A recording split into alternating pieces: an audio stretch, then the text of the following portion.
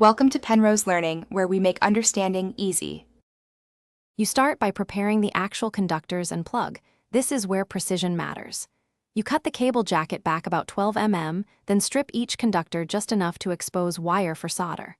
Once done, separate twisted pairs and flatten foil shield so you can access drain wire. This keeps signal integrity.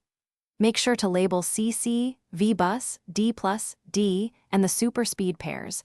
Tracing and testing continuity now saves time later and prevents reversals when you reach the plug pins. Now you solder the high-speed pairs and control pins. Accuracy affects performance. You tin both wire ends and plug pads using flux to prevent cold joints. A small tip and steady hand reduce bridges. Once tinned, tack down super speed pairs, then solder each pin quickly to avoid heating insulation. Work one at a time.